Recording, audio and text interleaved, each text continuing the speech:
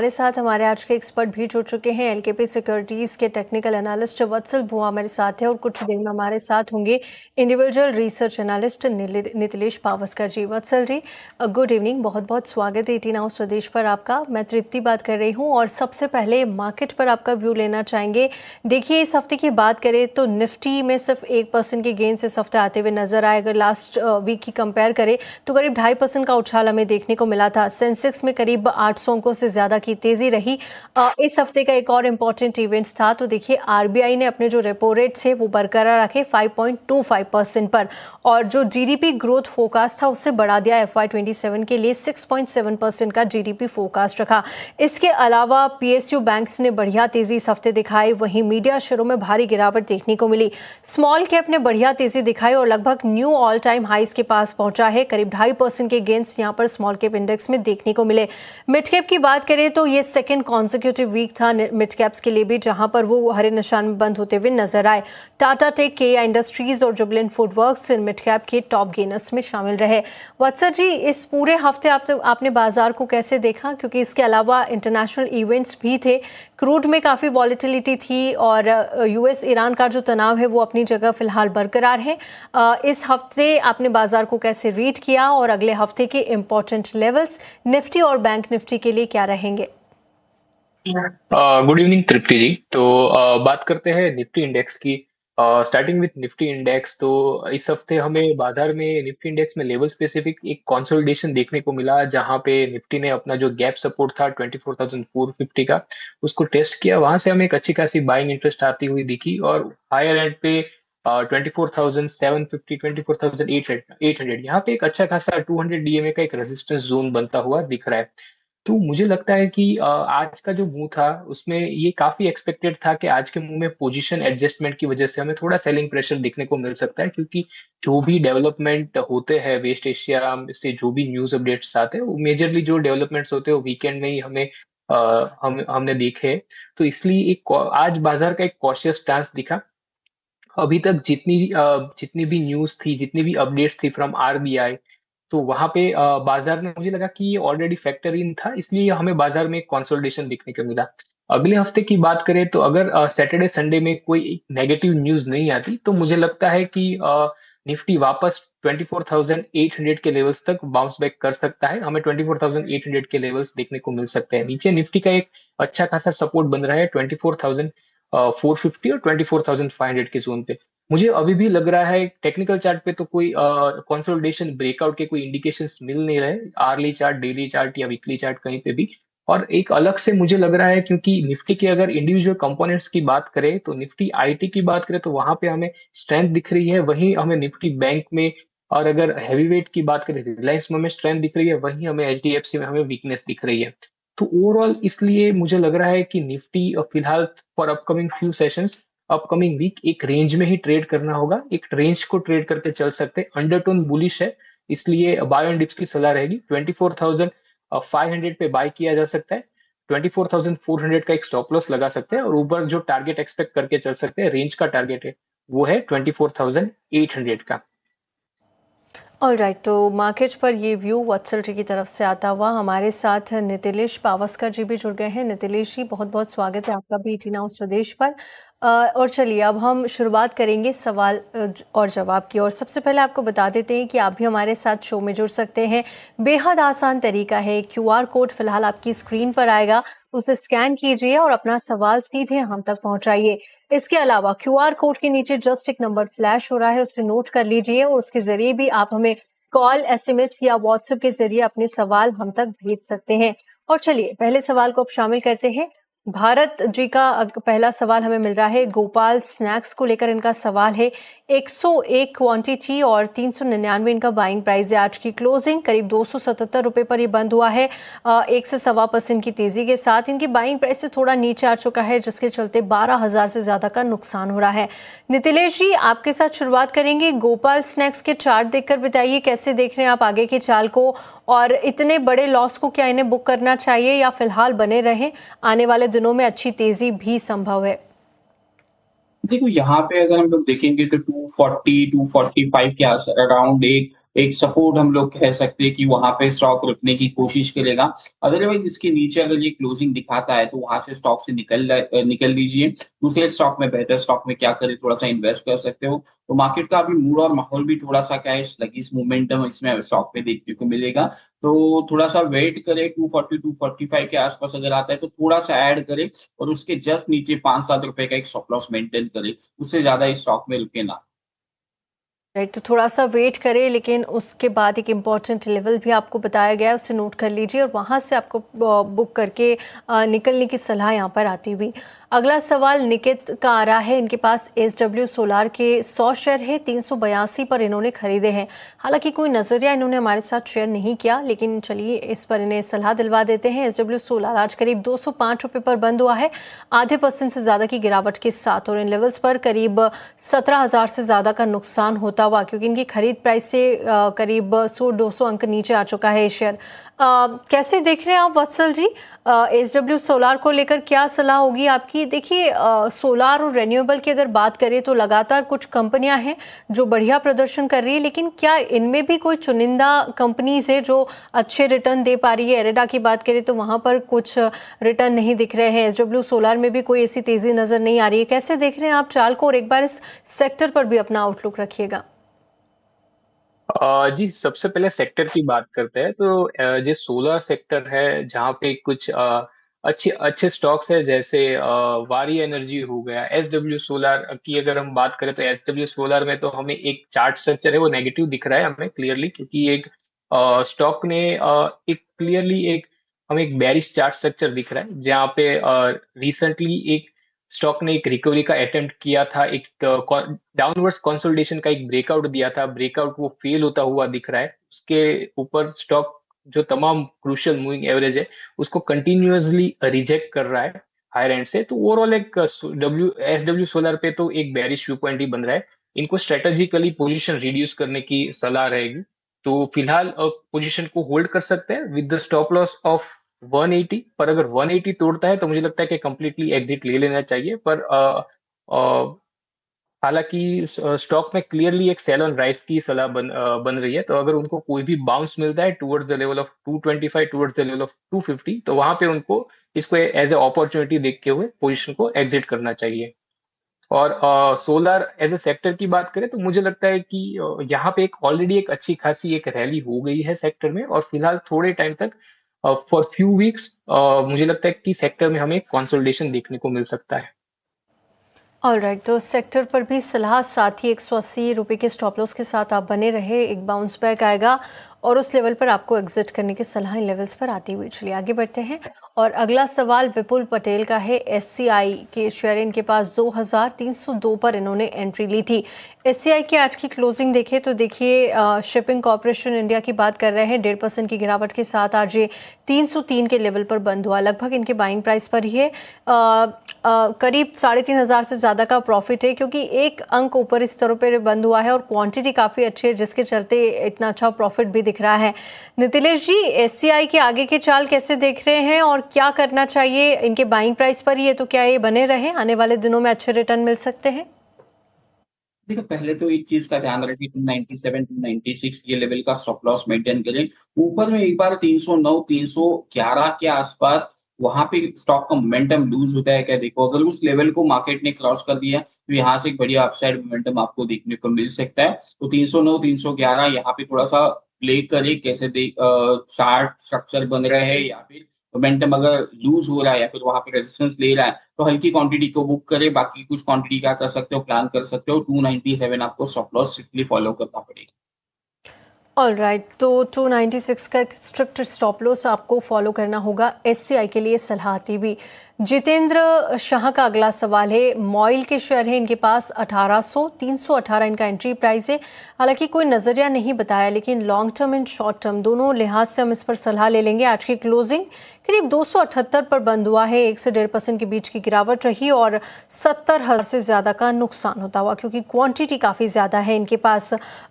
वत्सल जी, एक बार मॉइल के चार्ट देखिए, 6 महीने में करीब 11% टूटा है और 1 साल में भी डाउन ट्रेंड ही नजर आया है। 13 12% की गिरावट देखने को मिली। हालांकि मार्च के बाद से एक बाउंस बैक जरूर दिया था, लेकिन फिर से नीचे की तरफ ही जाता हुआ दिख रहा है।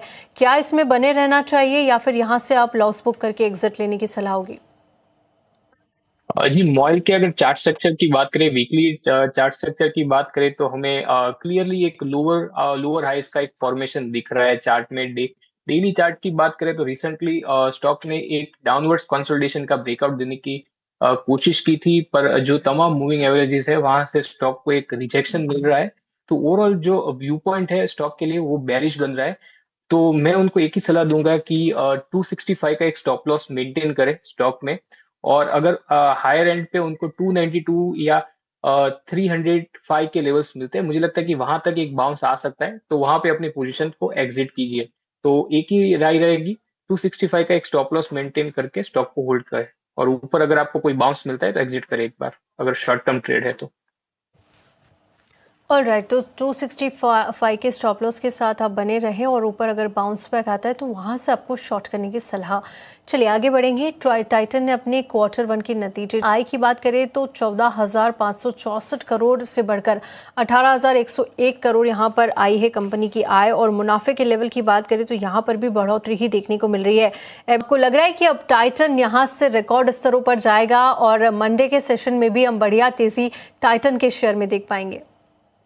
देखो, टाइटन के ऊपर मेरा जो व्यू है थोड़ा सा कॉन्ट्राडिक्टरी व्यू है। यहाँ पे मुझे लग रहा है कि यहाँ से स्टॉक में एक प्रॉफिट बुकिंग हमें देखने को मिल सकते हैं। अगर मंडे के सेशन में अगर गैप ओपनिंग भी होती है तो वहां पे प्रॉफिट बुक करे, ना कि कुछ नया लॉन्ग इनिशिएट करे। मेरा जो टाइटन के ऊपर लक्ष्य है वो 4,400 4,500 ये लेवल के आसपास मैं इस स्टॉक को लेके चल रहा हूँ, क्योंकि जो स्टॉक में मोमेंटम आना था, स्टॉक में जो रिजल्ट के हिसाब से जो तेजी आनी थी, वो मेरे हिसाब से थोड़ा सा हो चुका है। इनलाइन डिसीजन है, इतना कुछ बड़ा सरप्राइज नहीं देखने को मिल रहा है। लेकिन फिर भी एक बार के लिए डिटेल में देखना पड़ेगा। लेकिन चार्ट वाइज अगर हम लोग देखेंगे तो ओवरऑल स्ट्रक्चर भले ही पॉजिटिव है, लेकिन हल्का फुल्का यहाँ से प्रॉफिट बुकिंग हमें देखने को मिल सकता है टाइटन के स्टॉक में। नीचे अगर मिलता है 4,200 4,350 के आसपास, तो वहां पे मैं जरूर लॉन्ग करना पसंद करूंगा, ना कि ब्रेकआउट के ऊपर एंट्री प्लान करना। ऑलराइट, तो ये सलाह फिलहाल टाइटन के शेयर पे थोड़ी सी प्रॉफिट बुकिंग भी आपको देखने को मिल सकती है। चलिए अगले सवाल को शामिल करते हैं। अनिल का अगला सवाल है। इनके पास बीएसई के 3,901 शेयर है और इनका एंट्री प्राइस भी लगभग 3,901 ही बता रहे हैं। पूछना चाहते हैं कि कब ये 3400 से ज्यादा के रिटर्न, आज की जो क्लोजिंग है वो भी 3400 के ऊपर ही बंद हुई है। इन्होंने 3400 के लेवल पर आई थिंक खरीदारी करके रखी थी। और दूसरा जो शेयर है इनके पास सिटी यूनियन बैंक है, 1934 क्वांटिटी और 185 इनका एंट्री प्राइस है। सिटी यूनियन को लेकर भी जानना चाहते हैं कि दिसंबर तक ये कहां तक जा सकता है। फिलहाल सिटी यूनियन बैंक में बढ़िया प्रॉफिट में आज की क्लोजिंग 212 रुपए रही। करीब 2% से ज्यादा की तेजी के साथ ये बंद हुआ है बाइंग प्राइस से ऊपर, और 53,000 से ज्यादा का प्रॉफिट इसमें होता हुआ। क्या सलाह होगी वत्सल जी? सिटी यूनियन बैंक में प्रॉफिट बुक करना चाहिए और दिसंबर तक आप कौन से टारगेट्स यहां पर आते हुए देख रहे हैं? इसके अलावा बीएसई में क्या सलाह देंगे आप? जी, मैं शुरुआत बीएससी के से करना चाहूंगा। तो बीएससी फिलहाल तो एक शानदार अपट्रेंड के बाद अपने करेक्टिव फेज में है स्टॉक। और स्टॉक हमें क्लियरली एक डिक्लाइनिंग चैनल में हमें दिख रहा है। और जो तमाम जो क्रूशियल मूविंग एवरेज है उस वहां से हमें कंटिन्यूअसली स्टॉक में एक रिजेक्शन देखने को मिल रहा है। तो ओवरऑल शॉर्ट टर्म जो व्यू पॉइंट है वो थोड़ा मुझे लगता है जो करेक्शन है वो एक्सटेंड हो सकता है। तो पर मुझे लगता है कि स्टॉक का जो एक अच्छा खासा जो पोटेंशियल सपोर्ट है 61.8% रिट्रेसमेंट लेवल का, वो काफी करीब है।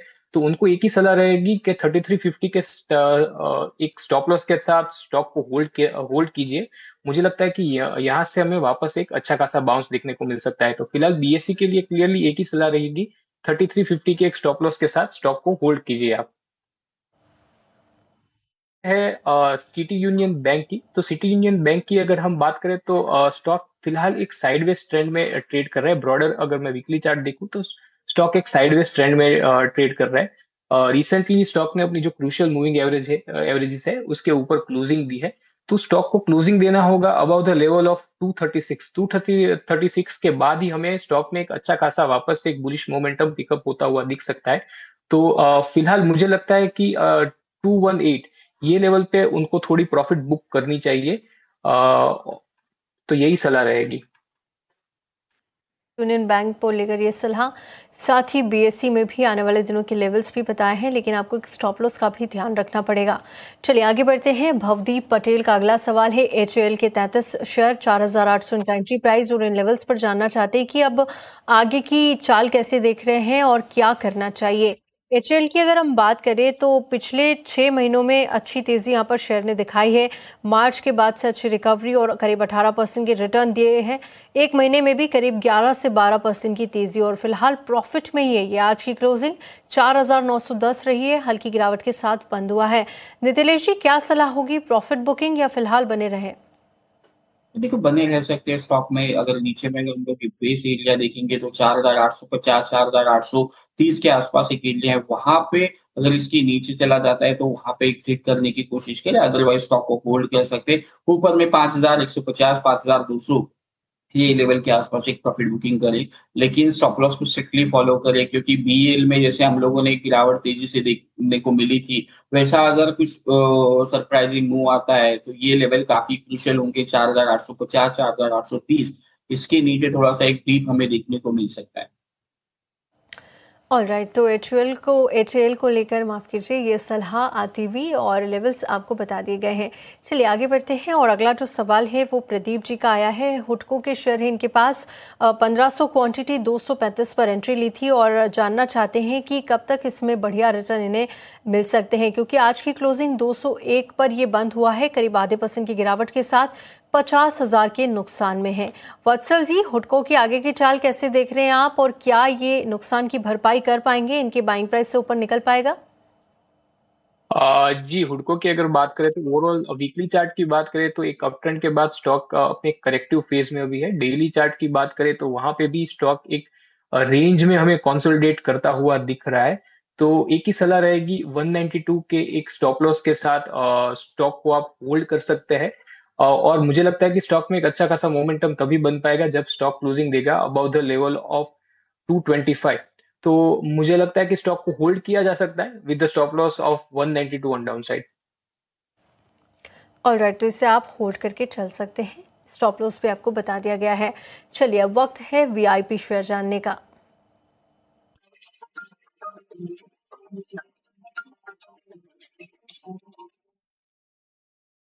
नितिलेश, आपके साथ शुरुआत करेंगे। आज की वैल्यू इन्वेस्टमेंट पे क्या रहेगी?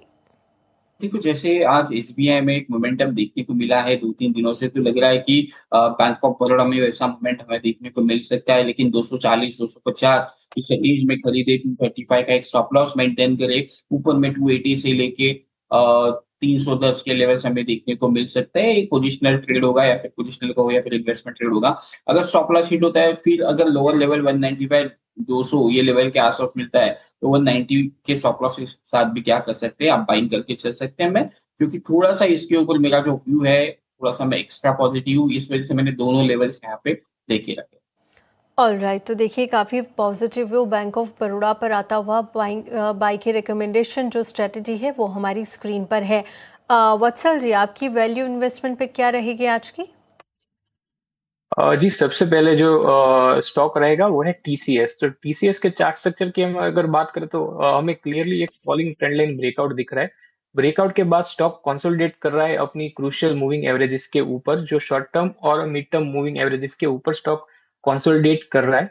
अगर वीकली चार्ट की बात करें तो वीकली चार्ट में भी स्टॉक ने अपनी जो 20 डब्ल्यूएम है उसको रिक्लेम किया है। तो एक्सपेक्टेशन है कि यहाँ से 200 डीएमए रिक्लेम हो सकती है। स्टॉक में एक अच्छा खासा मोमेंटम भी दिख रहा है और हमें एक हिडन डाइवर्जेंस भी फॉर्म होता हुआ दिख रहा है। आज भी स्टॉक ने कॉन्फिडेंट क्लोजिंग दी है, तो स्टॉक को बाय करके चला जा सकता है 2455 के लेवल पे। आपका एक स्टॉप लॉस रहना चाहिए 2370 पे, और जो ऊपर के जो टारगेट एक्सपेक्टेड है वो 2620 और 2680 के टारगेट आप एक्सपेक्ट करके चल सकते हैं। ऑलराइट, तो स्टॉक वत्सल रहेगा मेरा। जी जी। दूसरा जो स्टॉक रहेगा ये है देवयानी। तो देवयानी के अगर चार्ट स्ट्रक्चर की बात करें तो आज स्टॉक ने 200 डे को रिक्लेम करते हुए में आज हमें एक ब्रेकआउट देखने को मिला। प्रीवियस स्विंग हाई के ऊपर स्टॉक ने क्लोजिंग दी है, और साथ ही साथ स्टॉक ने अपनी जो 50 डब्ल्यूएम है उसको भी रिक्लेम किया है। तो स्टॉक के लिए एक बुलिश व्यू पॉइंट बन रहा है। स्टॉक को बाय करके चल सकते हैं 123 के स्टॉप लॉस के साथ, और ऊपर जो टारगेट एक्सपेक्टेड है वो 100 WMA के टारगेट आप एक्सपेक्ट करके चल सकते हैं, जो कि फिलहाल प्लेस्ड है 151 के लेवल पे। बिल्कुल ठीक। तो वत्सल जी की तरफ से भी 2 बाय रिकमेंडेशन आती हुई, TCS पर आप नज़र रखिए। इसके अलावा दिव्यानी पर भी आप अपनी नज़र बनाकर रखिए। टारगेट और स्टॉप लॉसेस हमारी स्क्रीन पर है। चलिए, इसी के साथ अब इस शो को हम यही समाप्त करेंगे। वत्सल जी और नितिलेश जी, बहुत बहुत शुक्रिया आपका हमारे साथ जुड़ने के लिए, विस्तार से बातचीत करने के लिए।